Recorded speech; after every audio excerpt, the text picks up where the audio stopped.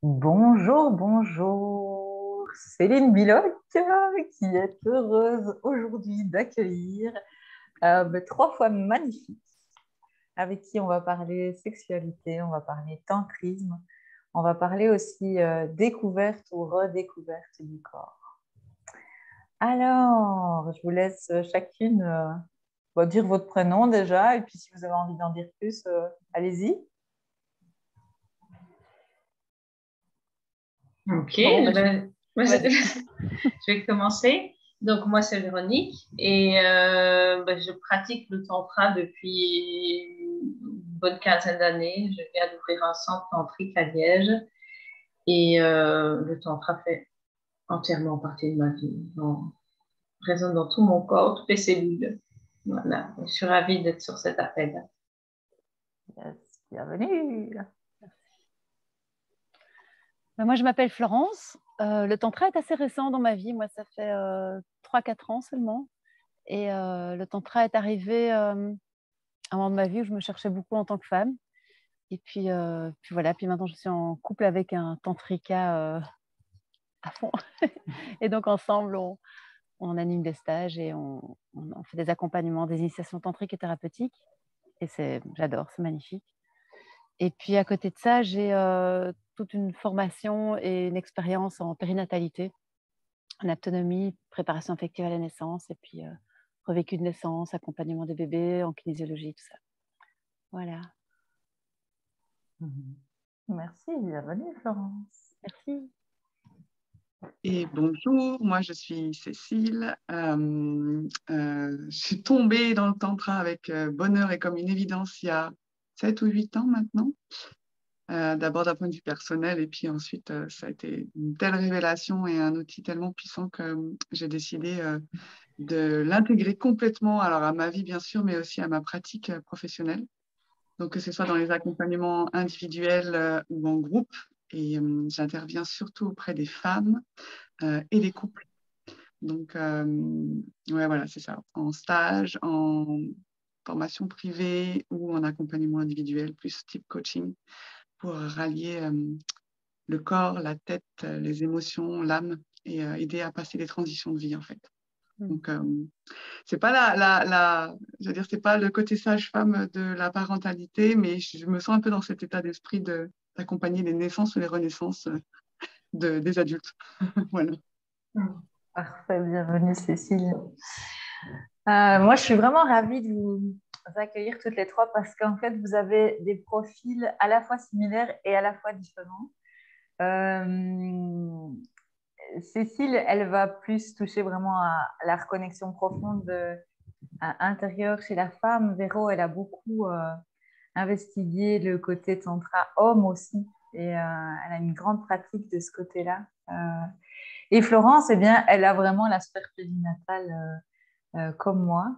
Et donc, je suis vraiment très heureuse de pouvoir alchimiser avec vous et puis créer cette vidéo pour pouvoir inspirer les parents parce que, eh bien,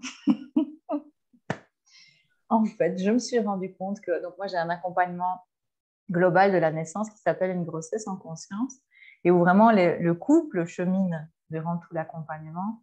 Il y a parfois des femmes qui viennent seules, mais souvent, c'est avec le couple que je travaille durant toute la grossesse. Et puis, en postpartum, le suivi s'arrête. Et ayant recontacté plusieurs femmes qui ont suivi l'accompagnement, elles m'ont partagé qu'au niveau sexualité, c'était pas évident. C'était pas évident de reprendre, de se retrouver. Et du coup, j'avais envie de pouvoir leur lancer un peu des pistes d'inspiration sur comment on revient à ce corps de femme après avoir donné la vie. Qui est-ce qui a envie de parler là-dessus? Moi, je veux bien.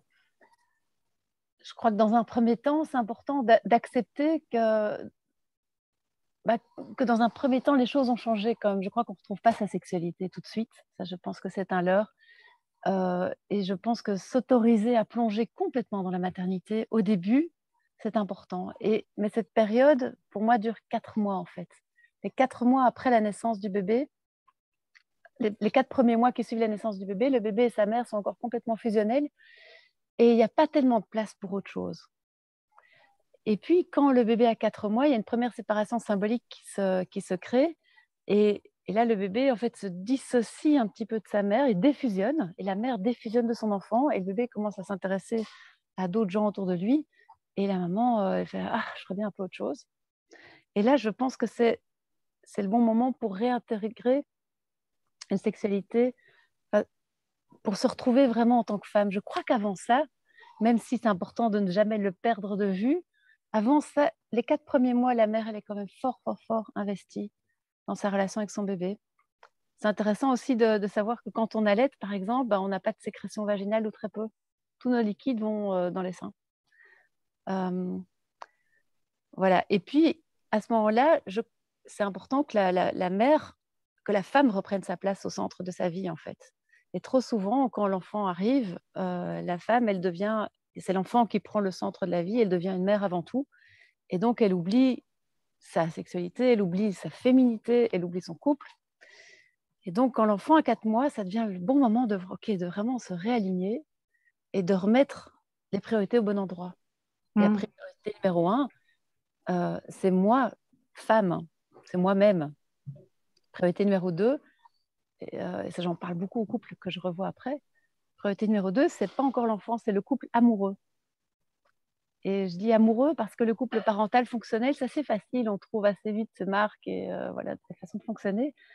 Mais c'est là que le couple amoureux a souvent tendance à se perdre, effectivement, parce que ça ne se fait pas tout seul. Ce que j'observe, c'est que ça ne s'auto-nourrit pas forcément un couple amoureux. Et donc, c'est comme recommencer à nourrir cette flamme, en fait, ce feu qui a fait qu'un jour, ses parents ont eu envie de donner la vie. C'est parce qu'au départ, c'était un couple amoureux. Et donc, remettre les priorités, moi d'abord, et puis mon couple amoureux, et puis seulement l'enfant. Donc, remettre les choses au bon endroit. Et c'est bon pour tout le monde. C'est bon pour le couple, évidemment, pour chacun des partenaires. Et c'est évidemment excellent pour l'enfant.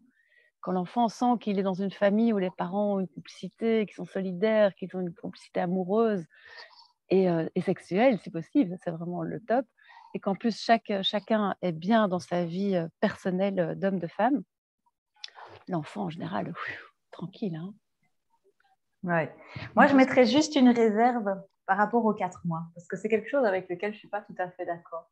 En fait, c'est le rythme bon pour la femme. Et pour certaines femmes, 3 semaines après avoir accouché, surtout si elles ont vécu une naissance qui a été inspirante depuis tout le corps, elles peuvent très vite avoir envie de reprendre la sexualité. Et donc, c'est important en fait d'écouter le rythme juste parce que les 4 mois, ça peut être aussi plus long. Par contre, se retrouver 3 ans après en se disant tiens, on ne se retrouverait pas en tant que couple, là, on est quand même un peu... on est sur un timing fort long. Véro, je voyais que tu réagissais. Moi, j'ai toujours entendu 9 mois. Donc, 9 mois avant la grossesse, l'âme de l'enfant tourne autour des parents. Il y a 9 mois de grossesse et puis 9 mois où vraiment il y a voilà, tout ce que tu viens d'expliquer, hein, Florence, mais de vraiment laisser le temps juste à la femme de sentir ce qui est bon et en même temps, voilà, sans s'enfermer dans la priorité à l'enfant, quoi. Pour l'avoir fait, je sais de quoi je parle. J'ai allaité pendant 2 ans, 2 fois, donc ça m'a fait 4 années plus la grossesse, donc c'était énorme. Et la reprise, enfin, la réappropriation de mon corps a été très, très longue, très, très longue. Et sans vraiment que je m'en rende compte, en fait. Mais c'est vraiment l'homme qui était là et enfin, mon mari, en l'occurrence, qui était là et qui a vraiment montré sa limite, en fait. Donc, oui, c'est vraiment important à la fin de se retrouver, comme tu l'as dit, Florence. C'est ça, et de prendre le temps juste intérieurement. C'est comme pour tout, c'est toujours le temps juste, en fait. Cécile, tu voulais dire? Ouais, parce que pour moi, je suis complètement en résonance avec ce que vous déposez, cet endroit qui est tellement important. Et moi, j'y ramène toujours beaucoup le corps. Et en fait, mon sexe, c'est quand même aussi un truc hyper fort qui est vécu par le sexe émotionnellement, mais corporellement aussi dans cet espace de l'accouchement.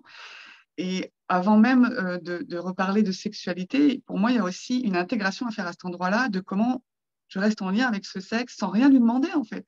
Ni d'accoucher, ni d'avoir du plaisir, ni juste comment est-ce que je reste en lien avec cette partie de moi, comment je respire avec, comment je pose peut-être juste une main dessus pour me laisser sentir qu'elle a été hyper sollicitée et qu'avant même de voir si j'ai envie de la solliciter pour autre chose, juste je reste en lien avec elle et je me laisse intégrer cette expérience, quoi. Pour moi, ça, c'est une base solide qui va permettre justement de pouvoir s'appuyer là-dessus pour la suite que j'ai envie de donner en tant que femme. Voilà, tout à fait. Et dans ce que tu dis, moi, j'associerais même les seins, hein, surtout si la maman allait, si la femme allait. Ok, comment je Du coup, moi, je touche mes seins. Quand je parle de ça, je les touche. Comment je vais me réapproprier cette zone? Comment je me réapproprie mon bas-ventre, oui, mon ventre, mon bas-ventre, la zone du sexe. Le périnée.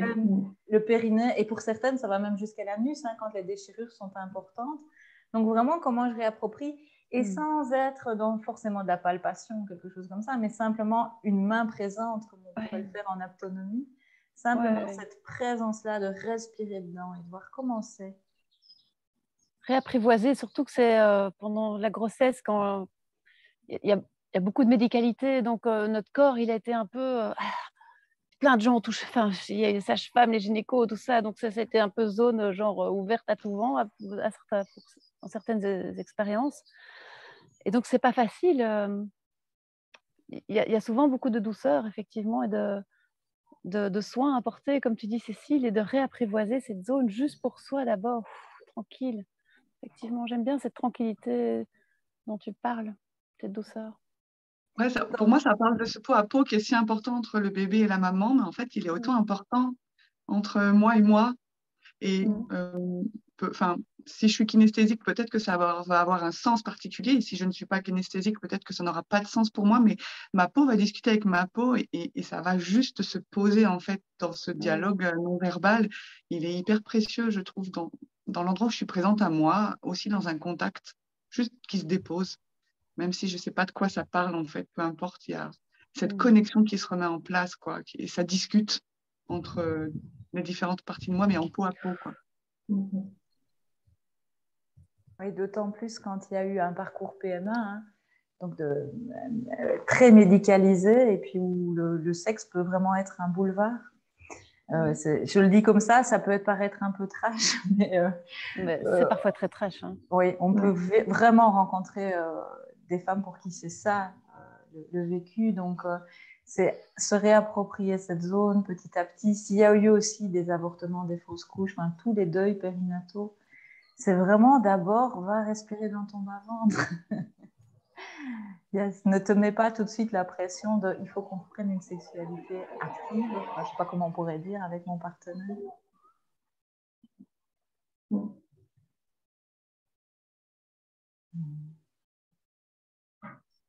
Yes. Oui. Et je pense que effectivement, au plus la femme accueille tout ce qu'elle a vécu, accueille aussi cette plongée. Quand je parlais des 4 mois, c'est comme une période. Moi, je crois que c'est quand même un cycle. Cette plongée à fond dans cette maternité qui naît à ce moment-là, de vivre à fond, ça permet après de pouvoir revenir à soi, aborder les différents cycles sans frustration, parce qu'on aura été à fond dans la découverte de son bébé, dans l'allaitement, si c'est l'allaitement qui est là, dans ce pot à pot avec son bébé aussi. En fait, c'est vraiment d'accueillir toutes les énergies qui se présentent, et ça, c'est très tantrique, évidemment. D'accueillir, accueillir ce qui est là, ce qui me traverse, ce qui est sans juger, juste comme expression de la vie. Et quand même, l'expression très forte de la vie qui est là quand un bébé vient de naître, c'est ce truc, on a envie de le sniffer, on a envie de l'allaiter, on le caresse, on le touche, comme les mammifères lèchent leurs petits. Et c'est pouvoir plonger vraiment dans cette première phase qui est très fusionnelle pour pouvoir remettre de la distance, petit à petit, s'en détacher, petit à petit, transformer en fait cette relation qui au départ est extrêmement fusionnelle et qui va se transformer toute la vie jusqu'au jour où nos enfants sont grands et quittent le nid, et c'est bien. Tout en gardant aussi une danse dans le couple. Donc même si le bébé est tout petit, c'est comment on reste en mouvement, même si je peux être dans un maternage très proximal et tout ça, comment mon partenaire peut être inclus là-dedans. Et ça, c'est important. Moi, un truc qui m'interpelle parfois, c'est quand le papa est éjecté du lit, qu'il y a un cododo et où le papa part, et le papa part pendant 2 ans. Mais non, en fait, on peut se vivre justement cette sensorialité que le tout petit est en train de découvrir, et bien on peut la vivre à 3, à plusieurs ensemble. On n'est pas obligé que ce soit que la mère et l'enfant, en fait. Ouais. Ouais, je retrouve une notion forte du tantra, qui pour moi résonne beaucoup, c'est cette idée de comment j'organise la continuité, en fait. Comment j'organise la continuité du lien avec moi dans cette transformation qui passe peut-être de femme à mère ou à mère d'un deuxième enfant, ce qui est encore une autre transformation, et comment j'organise la continuité avec mon bébé, mais aussi avec mon compagnon, comme tu disais, comment je garde la continuité dans ces espaces importants sans me perdre dans l'un ou dans l'autre et sans être exclusif. Et en même temps, comme tu disais, Florence, en plongeant dans l'expérience qui est très sensorielle au départ. Et là aussi, on est vraiment dans cet espace tantrique de se laisser sentir et de plonger. Et en même temps, voilà, en gardant cette idée de continuité, pour moi, elle est vraiment précieuse. Et elle résonne à plein de plans différents et dans tous les espaces relationnels, finalement. De continuité dans la transformation, en fait. Mm. L'accueil de ce qui est là. Ouais. Et c'est vrai que c'est tout un nouvel équilibre à trouver avec le compagnon. C'est pas simple. Moi, je suis très attentive. Je fais toujours remarquer aux parents les moments où ils parlent d'eux en disant maman. Ils arrêtent de dire je. Ils disent maman ceci, maman cela. Je dis mais tu entends, elle est où la femme en fait? Et c'est symptomatique. Quand on arrête de dire je et qu'on parle de ça en tant que mère, je me demande mais qui est-ce qui a pris toute la place dans ta vie? Ah oui, bah, c'est mon bébé, c'est la mère. C'est pas bon en fait. Ça fait du bien à personne. Et souvent, c'est quand je les interroge alors sur leur lien à leur mère, c'est des femmes qui ont vécu ça avec leur mère. Leur mère, à elles, se sont sacrifiées. Voilà. Et je leur demande, mais c'était comment pour toi d'avoir une mère pour qui ses enfants étaient tout? Ah, c'était lourd. Hein. Ah, c'était pas chouette. Pff, quelle pression. Puis, voilà. Hop. Et qu'est-ce qui est en train de se passer là maintenant? Ah oui, je suis un petit peu en train de faire la même chose. Eh oui. Ah, warning. Télé. Oui, ou alors la femme a été très blessée. Et alors, justement, elle va dans quelque chose où elle veut tellement être en lien avec ce bébé que... Ouais, elle veut tout réparer. réparer. Et du coup, oui, elle veut se réparer et quelque part, l'homme ne peut pas être à la hauteur de ça. Et ça aussi, ça peut se rencontrer beaucoup dans les couples où quelque part, l'homme est mis de côté parce qu'il ne serait pas à la hauteur. Et ça, peut-être, Véro, tu pourrais nous parler un peu plus du vécu de ces hommes, en fait, qui peuvent être complètement mis de côté. Oui, complètement frustrés, en fait. Ouais. Complètement frustrés de ne plus avoir de place, de ne plus pouvoir exprimer leur désir, leur envie de plaisir et se sentir exclus du couple, mais voire même de la famille. Et c'est très, très dur, enfin, en tant qu'homme et en tant que femme, de recevoir ça, de recevoir cette pression comme ça de continuer à alimenter le couple, à nourrir le couple si à l'intérieur, la femme n'est pas prête. Donc, oui, c'est vraiment tout un environnement comme ça à prendre en compte des besoins de chacun, du temps juste aussi pour chacun. Et se rappeler que l'homme a sa place aussi. L'homme et le père a sa place. Oui, et c'est aussi à lui à prendre sa place. C'est vraiment à chacun à accepter ces transformations. Et moi, donc en autonomie, donc en préparation à la naissance, je leur parle beaucoup de ça et j'explique ce qui est selon moi la place du père dans toute cette période périnatale, donc de la grossesse, l'accouchement, et moi je situe ça les 4 premiers mois après la naissance. Le père, il ne peut pas porter l'enfant, il ne peut pas le mettre au monde, il ne peut pas l'allaiter, mais il peut aider sa femme à le faire. Et ce faisant, il prend toute sa place. Alors, techniquement, maintenant, on est capable de faire ça toute seule, mais à quel prix, quoi? Quand on a notre homme qui est là, qui nous soutient, qui est avec nous, qui nous porte, du coup, la femme, elle peut vivre toutes ces périodes de manière tellement plus tranquille et plus sereine. Et c'est bon pour l'enfant, évidemment, aussi. Donc, c'est un peu cette image des poupées russes de l'homme qui entoure la femme, qui entoure l'enfant. et jusqu'aux 4 mois. Et moi, je les préviens quand même. Moi, je dis, voilà, ça va durer très fort. Cette fusion maman-bébé va durer très fort jusqu'à 4 mois. Et quand même, moi, j'observe, Céline, je t'assure, quand le bébé a 4 mois, il y a vraiment il y a quelque chose qui se passe. Il y a Ah oui, une oui. diffusion, il y a Au une niveau séparation détachement symbolique. mère-enfant, Oui, oui, oui. ouais, Moi, je ouais. parlais de la sexualité. Ce que je voulais dire, c'était surtout ne cloisonnons pas, parce qu'il y a des Non, femmes qui reprennent la d'accord, sexualité beaucoup plus tôt et d'autres pour qui ça va être plus long. bien Et sûr. c'est surtout ça, c'est de pas. Parce qu'alors, on retombe dans des concepts et je pense Oui, que toutes les quatre, on n'aime pas bien trop sûr. les concepts. Non, ça sert à rien de généraliser. Mais c'est vrai que ces 4 premiers mois, il y a cette fusion maman-bébé. Et quand le bébé a 4 mois, il défusionne, il s'intéresse aux autres. Et là, c'est vraiment le rôle aussi du père de prendre son bébé et de le présenter au monde, de le sortir du giron maternel et de reprendre vraiment sa place d'homme aux côtés de sa femme et de retrouver ce feu, en fait. Ouais. Et de venir jouer aussi cette séparation. Oui, mais ce n'est pas quelque chose qui se fait naturellement pour moi. Il faut vraiment qu'il puisse justement, s'il est dans son alignement, et bon, voilà, beaucoup d'hommes ne le sont pas, on va dire ça comme ça, il pourra prendre cette place-là et trouver vraiment sa manière de prendre cette place. Mais la majorité des hommes, pour moi, vivent une énorme frustration, même si on les a prévenus, même si, voilà, je veux dire, les données ont changé, c'est plus la même chose qu'avant, et donc c'est vraiment toute une réapprivoisation. Non, je ne sais pas si ça se dit, mais réapprivoisement du corps de la femme qui est devenue mère, donc son corps n'est même plus le même, et de pouvoir prendre soin de ça. Oui, et de la part de la femme, de retrouver son regard d'amoureuse, de regarder à nouveau son homme comme l'homme qu'elle a choisi, parce qu'au départ, elle était amoureuse. Avant d'être le père de son enfant, en toute logique, et la plupart du temps, c'était son amoureux, quoi.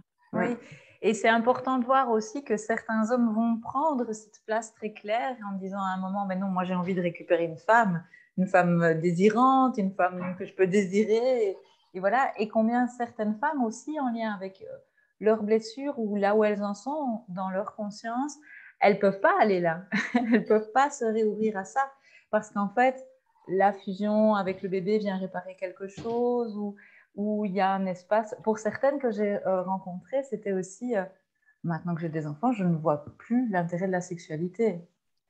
Et voilà, c'est important d'aller plus loin. Ouais. Et là, je crois vraiment qu'il y a un travail personnel à faire.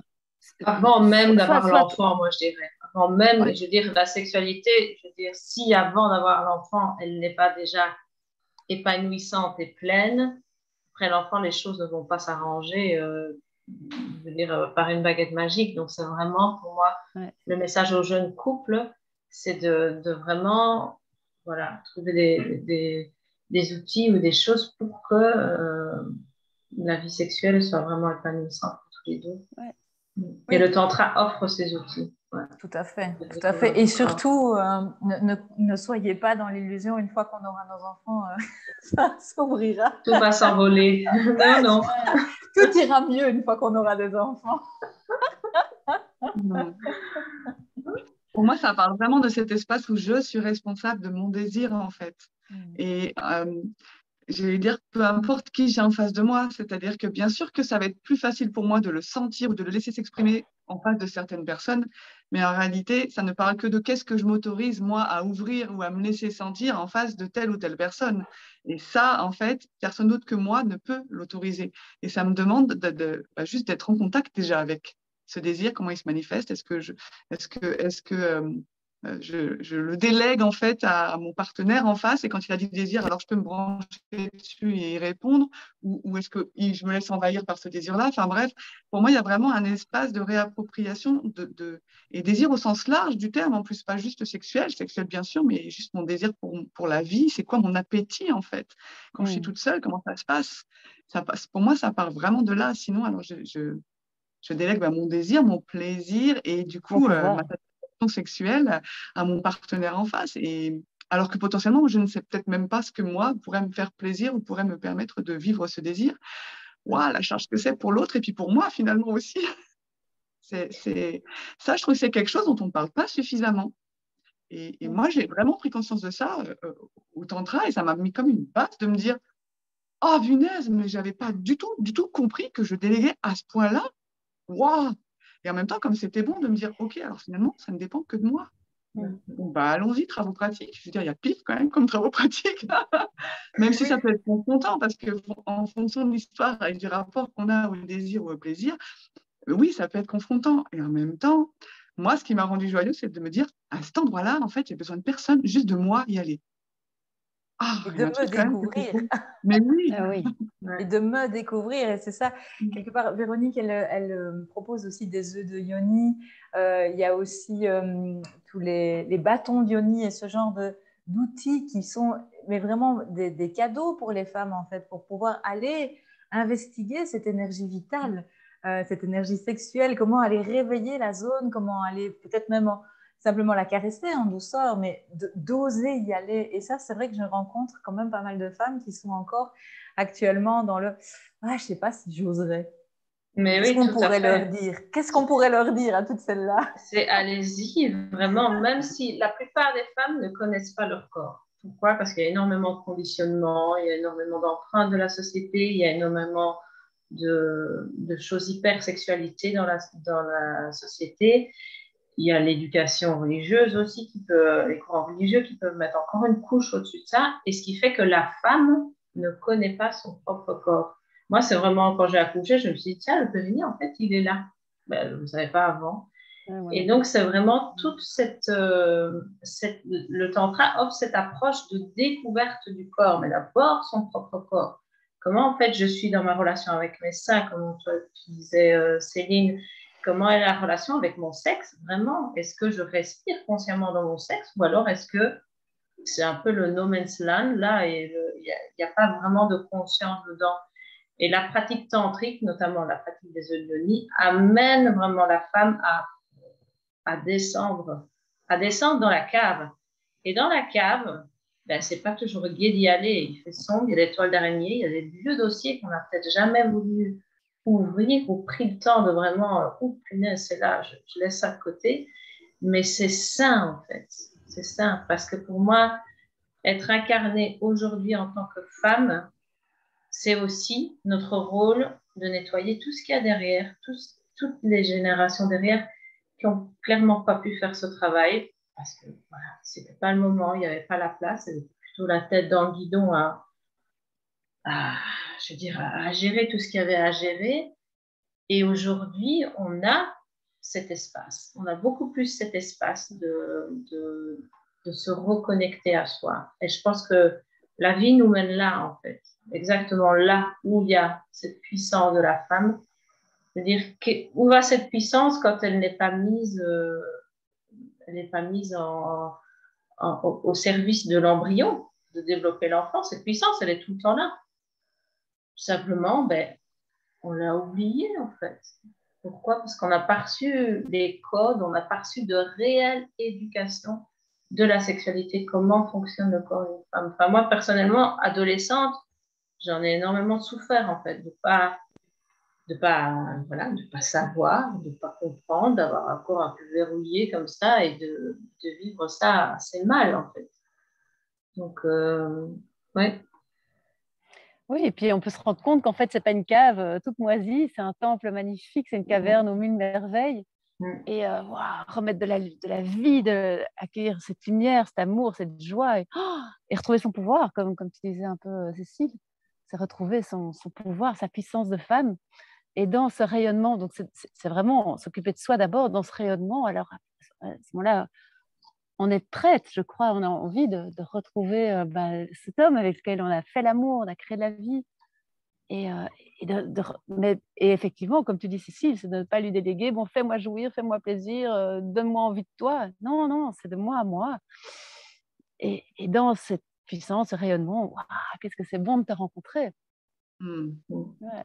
Oui, et tu parlais, Véro, de ces énergies qui peuvent stagner là, alors au niveau transgénérationnel, il y a toute la mémoire génétique, évidemment, il tout ce qu'on peut vivre à plein d'égards. Mais il y a aussi clairement dans la cellule, quand il y a eu des cicatrices intérieures, il y a eu fausse couche, avortement, il y a eu Trauma, tout ça, césarienne, ouais. trauma. Alors évidemment, toutes les expériences traumatisantes d'abus sexuels et autres. Mais tout ça fait partie de la matrice quelque part. Et si on veut vraiment aller se vivre dans une sexualité épanouie, bah, vous n'allez pas pouvoir faire l'impasse d'aller rencontrer ces espaces-là. C'est ça, pour moi, c'est vraiment pouvoir rencontrer sa lumière dans le corps et c'est faire face aux ombres. Je veux dire, on ne peut pas aller que vers la lumière. Il y a la même intensité d'ombre dedans et de vraiment visiter ça. Mais on n'est pas obligé de plonger dedans, juste, OK, il y a ça en moi, il y a telle blessure, il y a telle culpabilité, il y a telle honte, il y a tel tabou, il y a tel... C'est OK, mais aujourd'hui, je décide de ne plus vivre comme ça. Et chaque fois, la décision d'aller vers l'amour de soi, d'aller vers sa lumière, d'aller vers sa propre résonance. Mais il n'y a rien à faire. Pour que le corps intègre plus de lumière, il y a forcément la base, on va dire ça comme ça, qui fait surface. C'est un processus alchimique. Ouais. Ouais. Et je pense que toutes les quatre, on a bien été visiter cette intériorité. Pour vous connaître un peu, je peux savoir que voilà, on a été plongé et replongé. Et ça, je pense que quelque part, ça fait aussi partie du processus d'éveil, d'aller rencontrer tout ça à l'intérieur.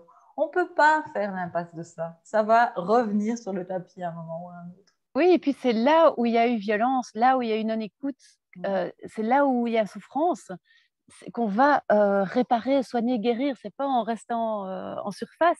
Il faut avoir le courage à un moment d'aller voir où est-ce qu'il y a des croyances, des trucs qui m'alourdissent, des poids, et là mettre de la douceur, de l'amour, de l'écoute, du respect, mais en ayant le courage d'y aller vraiment. Ouais. Et c'est vrai que ça demande du courage. Et quand ça ressort juste quand on vient d'avoir un bébé, pour certaines, c'est vrai que c'est pas évident parce que c'est une période qui est déjà tellement bouleversante, c'est une initiation telle chaque enfant que dans ce moment-là, être OK, il y a toutes sortes de mémoires qui reviennent, ça demande du courage.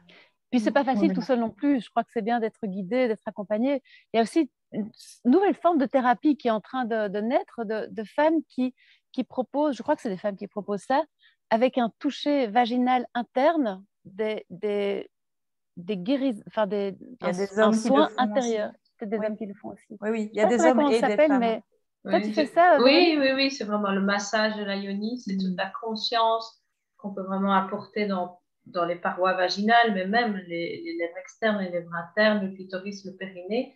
Et c'est vraiment amener la femme par ce toucher à sentir son corps, à sentir de là où elle vient en fait. C'est comme rentrer à la maison et c'est vraiment pouvoir toucher dans cette conscience d'éveiller en fait. Pour moi, dans mon cas, c'était même la résurrection du vagin, quoi, tellement ce vagin était endormi complètement, complètement coupé.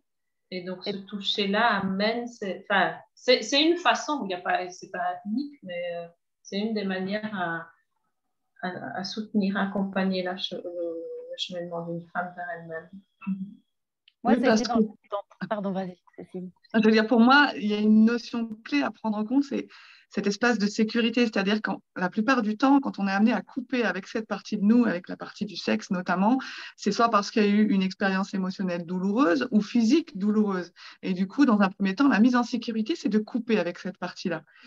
La problématique, c'est que ça devient un fonctionnement systématique. Mais du coup, là où je me crois en sécurité de ne plus être en contact avec cette zone-là, finalement, c'est là où je deviens insécurité, parce que j'ai plus de base. Parce que si je ne suis pas en contact avec cette zone-là, alors je ne peux pas en être la gardienne. En fait, je ne peux pas savoir ce qui est OK ou pas pour moi. Je ne peux pas aller regarder justement ces mémoires qui sont là et les libérer pour que ça puisse se réouvrir et du coup être en contact avec ma puissance. Et du coup, c'est là où je peux être prisonnière de moi-même alors que j'ai l'impression de me protéger. En fait, je me coupe vraiment de ma base, tant physique qu'énergétique et du coup émotionnelle, parce que la stabilité, elle vient de cette partie de nous qui est une porte d'entrée vers notre intérieur, qui est à la fois notre plus grande zone de vulnérabilité finalement sur beaucoup de plans, mais qui est aussi l'endroit où on peut redevenir souveraine de cet espace et donc gardienne et choisir. En fait, c'est ce qu'on disait, la blessure, la guérison, c'est au même endroit. L'ombre et la lumière, en fait, c'est au même endroit. Et si je ne contacte pas cet endroit-là, qui me paraît insécure, je ne peux pas contacter ma sécurité, en fait. Ouais.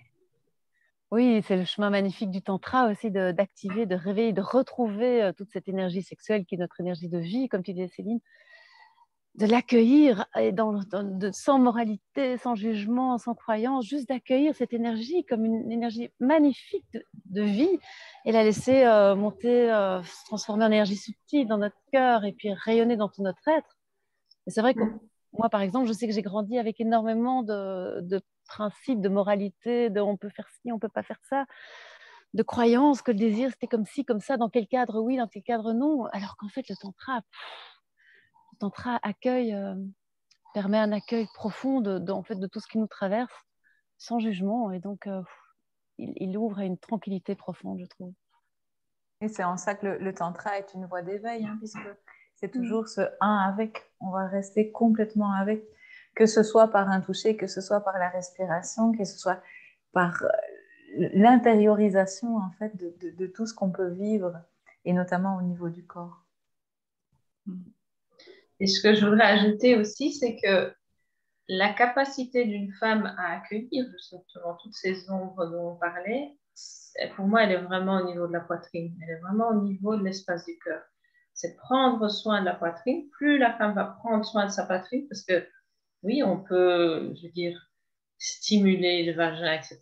Mais la vraie force de la femme, pour moi, elle est au centre de sa poitrine, dans son potentiel d'amour, son potentiel de tendresse, de patience et de disponibilité. Et avec cet amour qu'elle a pour elle, elle va pouvoir descendre et aller accueillir ce qui est là. Et si c'est, je sais pas, ça peut être tout lumineux et c'est tant mieux, mais ça peut être aussi de la frustration, ça peut être peur, des traumatismes, ça peut être des viols, ça peut être de l'inceste, ça peut être tellement de choses qui fait que si le cœur, son propre cœur à elle-même n'est pas ouvert, elle ne pourra pas descendre. Donc c'est vraiment cet endroit d'habiter cette partie de soi. Et j'ai publié pas mal de choses sur les réseaux sociaux à propos des soutiens-gorge qui enferment ces seins, qui ne les permettent pas de sauter, de danser, et les seins ont besoin de vivre, ils ont besoin de ballotter, comme ça, ils sont vivants, quoi. Et les enfermer, pour moi, c'est vraiment c'est comme pas toucher, quoi, pas mettre des barrières, en fait, se protéger du monde, alors que, voilà, on vit avec ce potentiel d'amour, de lumière qui rayonne à partir de la poitrine. Yes, bon. Je crois qu'on va tout doucement clôturer. Peut-être que ce n'est qu'une première vidéo, nous verrons. Mais en tous les cas, c'était vraiment très savoureux d'échanger avec chacune de vous. On espère que ça puisse vous inspirer. N'hésitez pas à vous abonner à la chaîne et puis à vous renseigner un peu sur chacune. Cécile, elle est dans le sud de la France. Florence, elle est à Bruxelles. Véronique, elle est à Liège. Et elles sont, comme vous l'aurez vu, toutes les trois magnifiques, pleines de belles expériences à partager avec vous. Et n'hésitez pas à aller les rencontrer. Merci Céline. Merci pour ton accueil, pour l'invitation. Ta proposition. Merci beaucoup. Ouais.